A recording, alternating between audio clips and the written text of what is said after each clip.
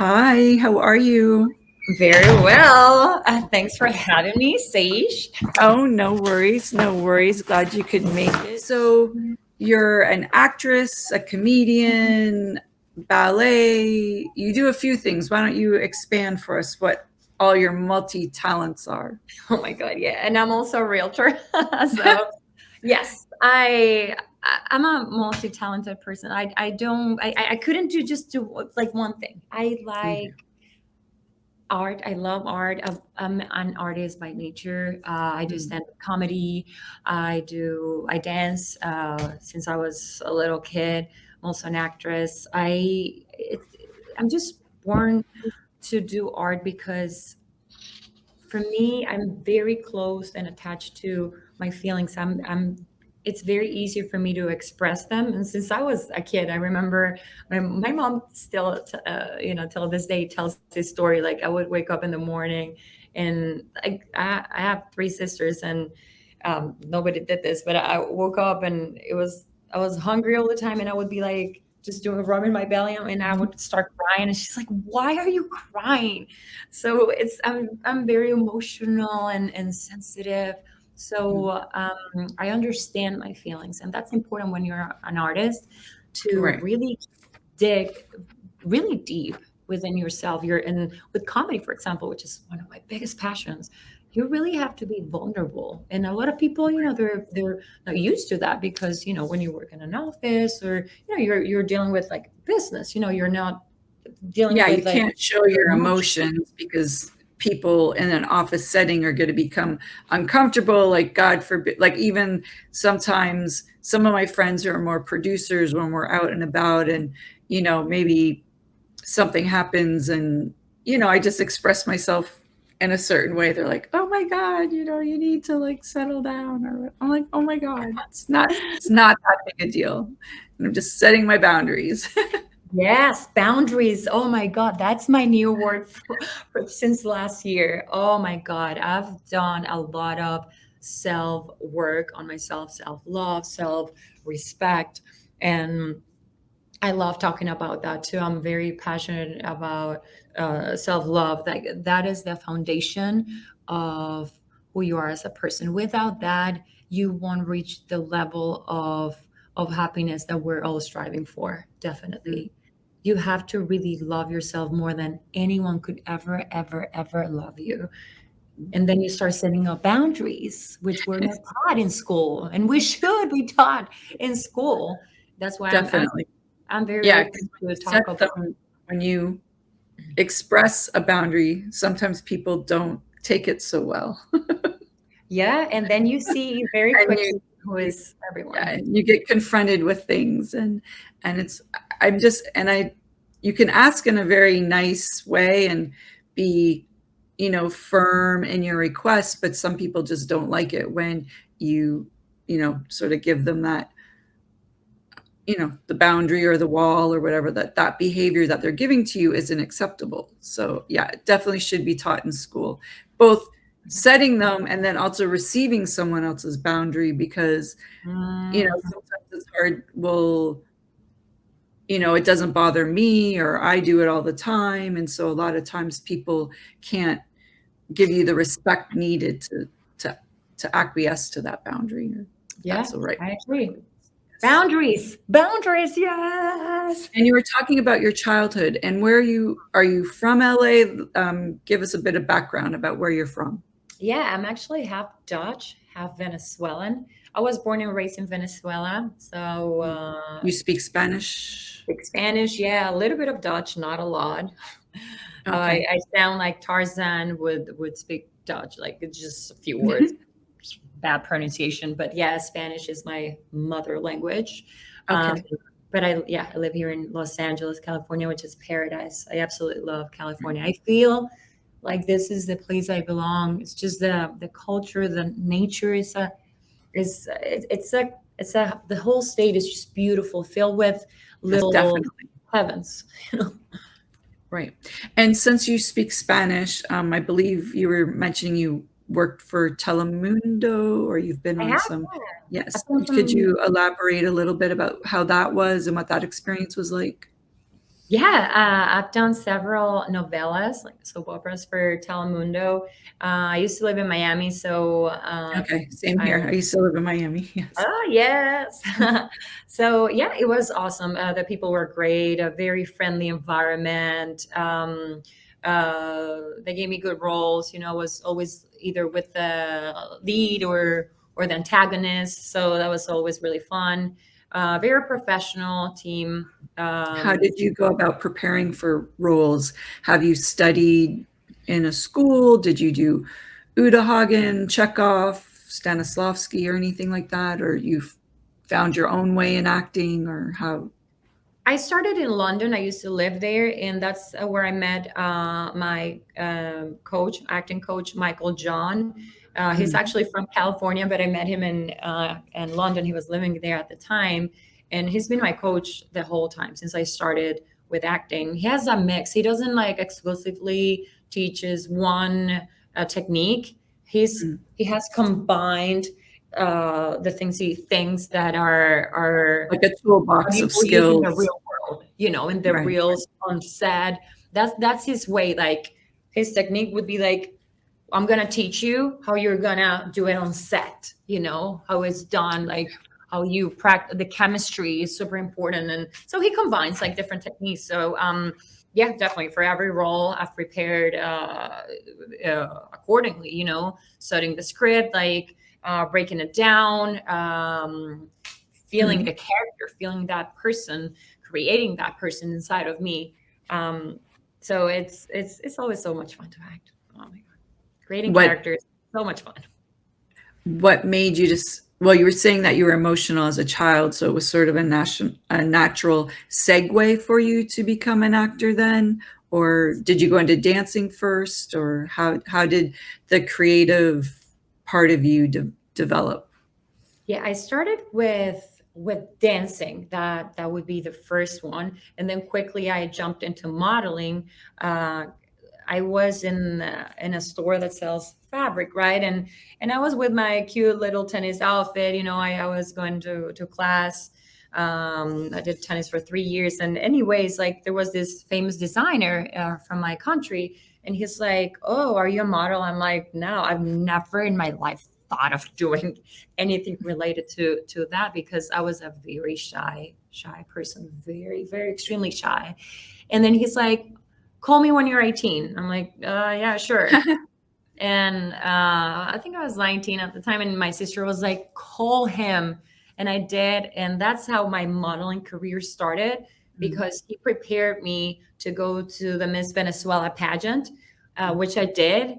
And he was the one that dressed me beautiful dresses, just insanely. He's just magnificent. It was such a privilege to wear his beautiful gowns, and then quickly from that, I went to Top Model of the World competition, and I actually won that competition, and also that designer Nidal Nohet from Venezuela also dressed me. And that's how it started. You know, then I moved to London and I did a lot of commercials and And how was the modeling though? Did you experience any of the horror stories that we hear about in the modeling world, acting world, all the horror stories, that we hear about casting couches and stuff like that? I mean, you don't have to get into the nitty-gritty of it, but did you experience, a few things? yeah, I've experienced a few things that are so incorrect. And Mm, for me, I'm so ethical. I'm so grounded, very mm, grounded. And when you're grounded, you see so many different types of characters. But beyond that, just things that I'm just not part of. Like I respect myself as a woman, and it doesn't matter if somebody offers me something, just a dream role, a dream job. I'm for not gonna take it. $1,000,000 or I have whatever, yeah. refused different situations like that because I'm not going to put myself in a situation where I'm not going to respect myself, not going to respect my body. I'm very ethical, and that is more valuable than money or fame. Right. And, again, just answer what you're comfortable with. So when those incidents happened and you said no, how did the other person react to that? Were they angry, or they were fine with it, or and then did it affect your role or the job you actually got? Oh, definitely. I did not get it. Like, I mean, I'm thinking of a few examples. It's not like I've gotten a lot. I Yeah, had a successful, wonderful career. I've traveled all of Europe and Asia. Like, I have great yeah, memories, great you have more good experiences. experiences than bad, but again, I just like asking just more for, like, people who are, beginning their career or, Mhm. just starting out to be aware of it and then how best to handle it. And since you've already been through it, it's always good to hear, someone else's example of it. So that's why. Definitely.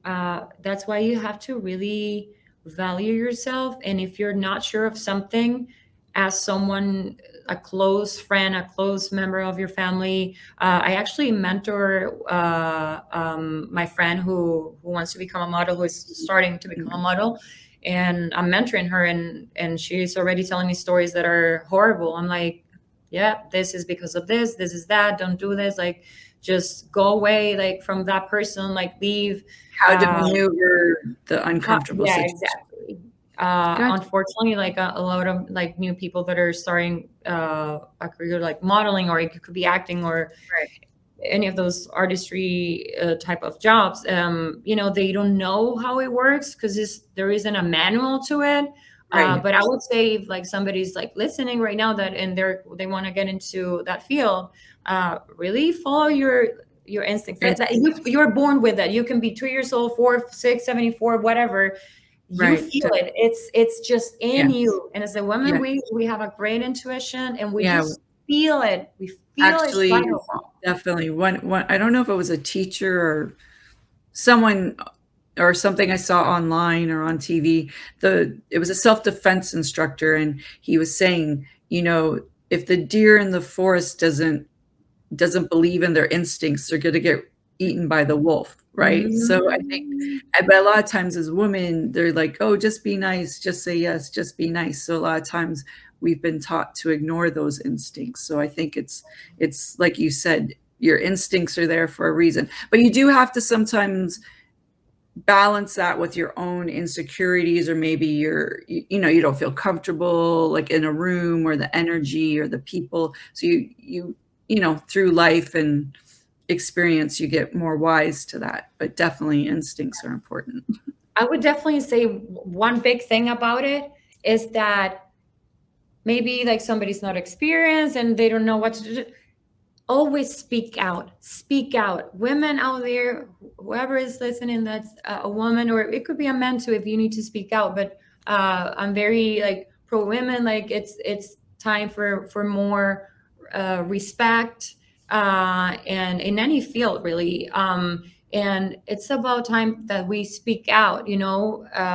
As soon as the Me Too movement happened, I think that really started a new way of women to be treated, and also, more importantly, how we started thinking about ourselves. I would go to cafes, right? And I would hear the conversations of women, Mm. and they started talking about, like, oh, yeah, well, you know what? Actually, this happened to me, and this happened to me.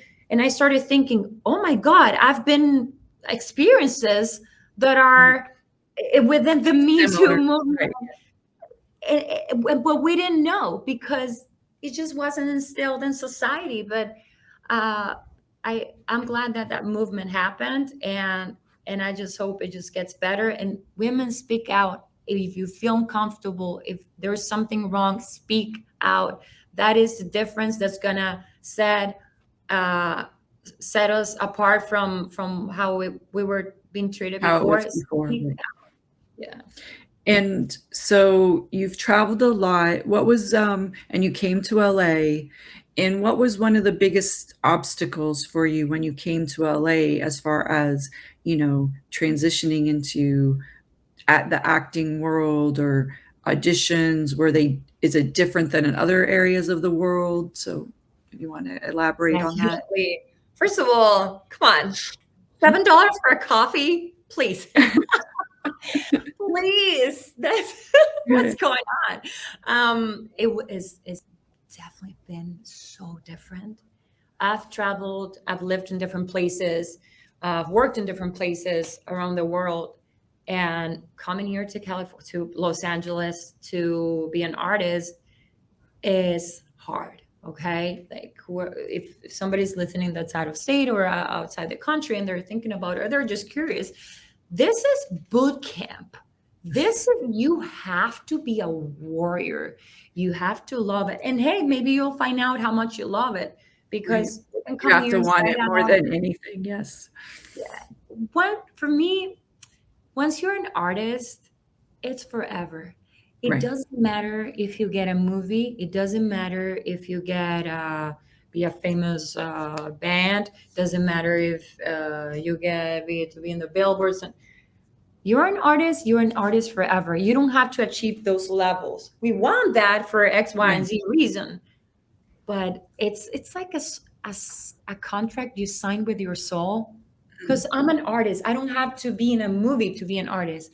How I feel, how I see the world. And it's such a beautiful thing. Like, that's something beautiful also about Los Angeles. I have met so many artists, and Right. producers and writers, and you have these conversations, and there it's everywhere. It's you're fulfilled with all these artists, and yeah, we want to get here and there, but it takes time.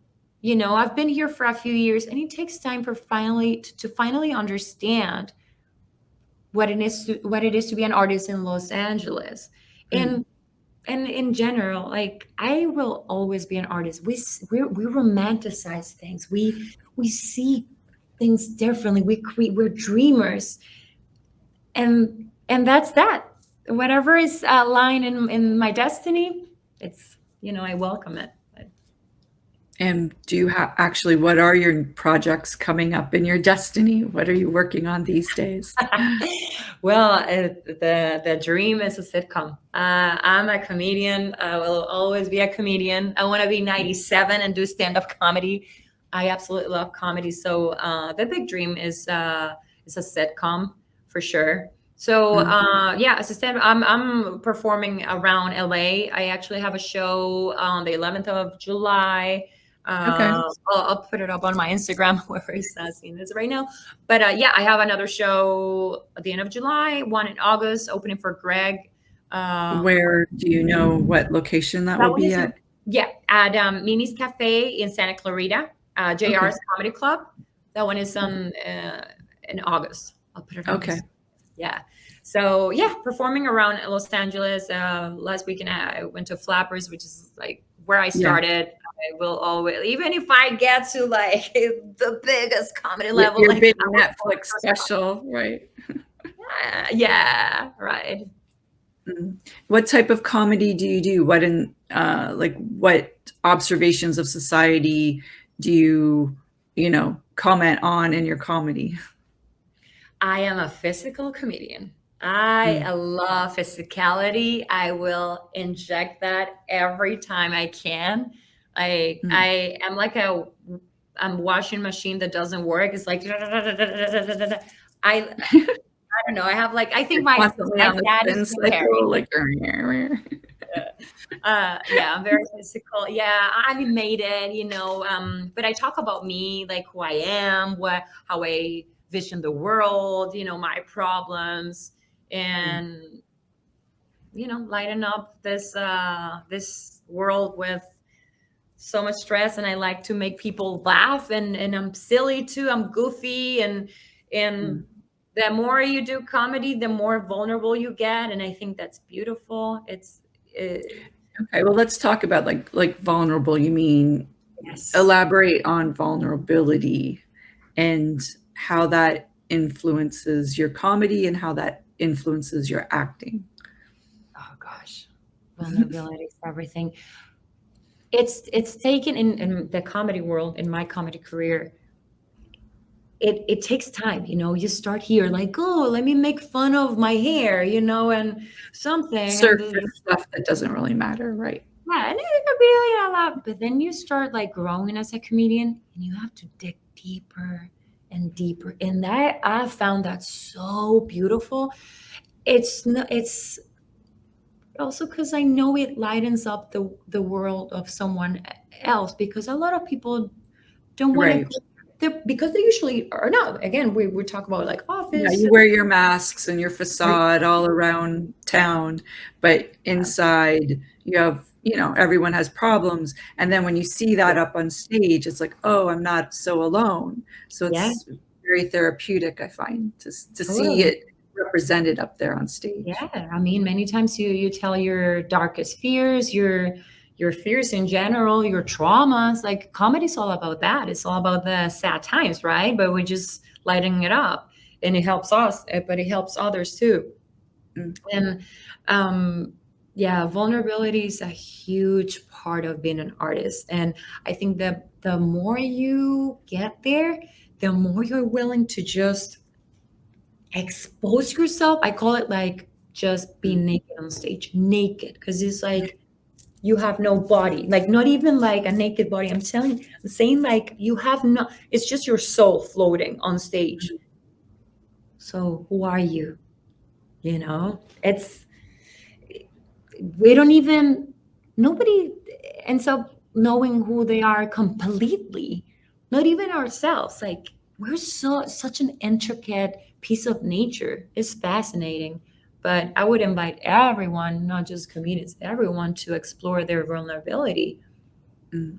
It's interesting that you talked about trauma. Actually, my guest before you, we were just, he's a musician and in his videos just and songwriting talking about trauma. So how does the trauma influence your comedy? Like, do you go into it deeply, or you sort of surface level? There are certain things that I don't need to talk about in comedy. Like I don't, maybe one day I want to talk about it, but there are certain things that I don't. There are other things that I pick like, oh, I want to talk about this, like exes, things like if I wasn't a comedian, I would have never discuss with like 100 people sitting in front of me ever. You don't normally do that as a human being. Maybe you want to be vulnerable with your best friend, with partners, but to be in front of a bunch of strangers and be like, well, this is what my boyfriend did. But it's also so, I say it's beautiful and fascinating how the more years you're into comedy, the easier it gets to be vulnerable. And sometimes you don't get a laugh, and then you explore more, and then you change it up and whatnot. But I love it. It's almost like I don't even know how much is doing to me in a good way, because the more you talk about your traumas, the more you heal. Yes, I do believe that as well. It's very cathartic to talk about. I'm sure going up on stage is probably the same as going to a therapist or something. Not. I mean, I have taken some acting classes and done a little bit of comedy, but nothing like what you've done. Like I find that that's vulnerable, getting up there, and like, yeah, that's very vulnerable. Not ready for that yet. So. Um, with moving to LA, what if someone was moving to LA, what would your biggest advice to them be? Save money before you come here. Okay. It is incredibly expensive. It's not a joke. Like you have to come with, okay, one thing, yeah, you have to come prepared financially for several months, because it is an expensive place to live. But also, I would say choose wisely who you're gonna be surrounded with. Not saying like at a party, oh, you meet this one, oh, here's my business card. I'm talking about your circle of friends. Mhm.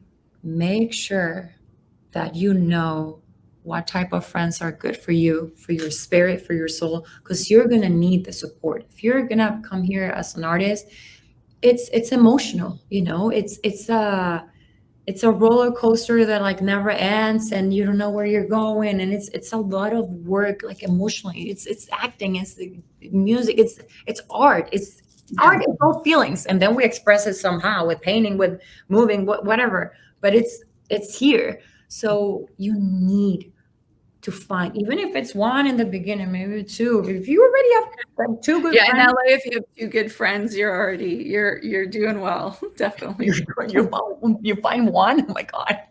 People just don't understand. Like I was I was out with someone the other day and they're like talking about friends and I'm like, well, they're an LA friend. And they're like, what do you mean? And I'm like, they're an LA. Oh my God. And they thought I was being mean, but I'm like, well, they're not coming over to my house to help me move. Let me tell you that, like, A ride from the airport the other day, my friend gave me a ride to the airport oh, a without me ride to the asking. airport. That's a real friend. I didn't even ask. Oh my God. What? See, yeah. That is someone that's a real friend here. Definitely. It's important to have a good circle of friends or friend here in LA. Definitely. Yeah, you definitely need a support system. And also with that, how often do you get out of LA? Like, do you think it's important? I know with myself, I need to leave the city just to get reference to what it's like in the real world, let's say. Well, my answer is not often enough. For me, the best would be every 2 months to just escape for a couple of days. 3 would be amazing. I'm not doing that enough because I am really busy. I don't have one job. I'm a realtor, and then I'm a dancer and an actress and comedies. My weekends are full with shows or open houses, and the week is work with everything and self tape. So, but yeah, I need to get out of LA already. I'm going away actually in a month, so that's gonna be good. Yeah. Oh, that's good. And how do you, with having such a busy schedule, how do you prioritize all that? Like, how do you keep everything organized? And is it a struggle? Oh gosh, that has taken me time to learn. It has not been a quick thing. I'm still working on it because it's never the same. It's never Right, the every same. week's different. Yeah. One week I have 7 self tapes, and the next week it's like I'm shooting, and then I have open house. But I've become better now because hey, vulnerability is right here. Let me open it. Openly say that I've been burned out, and burned out is something that people weren't talking before. Is like, oh no, it's just wet. No. This is a medical Yeah, burnout. condition. I think I could say like it's a almost like a mental disability. Like you're burned out, you're done. You can't. Yeah, you're just tired and you can't do anymore. Yeah. Yes, you can't physically, mentally, spiritually. I've been there, and it was the biggest damage I've done to my body, the biggest. Mm. And I respect my body very much. Your body is your shelter, your everything, your sanctuary. Once you abuse it, your body says, "Okay, I'll send you the invoice. You're done." Like I got to the point that this is I don't even speak about this a lot, like, but if it's gonna help maybe someone, even one person, like it got so bad that I became dizzy for almost a year. Every day I was dizzy. It almost sounds like it's not possible, and it was like because it affects people differently. Some people like me, I got dizzy. Some other people, I don't know, they get Maybe they vomit or they're tired all the time, or maybe, who Yeah. knows? Yeah. Differently. So it's not good. So now I recognize being close to being burned out quicker because it's almost traumatic. It's like no, stop working, go and have lunch, and I have to like force myself because I want to keep working. So, Okay, well, we're almost gonna close it off. So tell people how to reach out to you. We have like, I don't know, about a minute left of the show. How do Okay. we find you? Sure, you can follow me on Instagram at Dominika VS, and on Facebook as facebook.com Dominika Van Santen. Also TikTok is Dominika VS, and yeah, I'll see you there. Cool. And well, thanks so much for being here today. Enjoy talking to you. it's like I love talking about being vulnerable. I think that's really important, whether you're an actor or a writer. I write a lot. In any creative process, being vulnerable is very, very important because you can't really go to those deep issues without being vulnerable. So, well, Yeah. thanks so Thank you much. so much for inviting me, Sage. This was super fun. I'm always glad to share my experiences and just have a nice chat. So thanks. Okay, bye. Thanks. Have a great Bye. day. You Okay. too.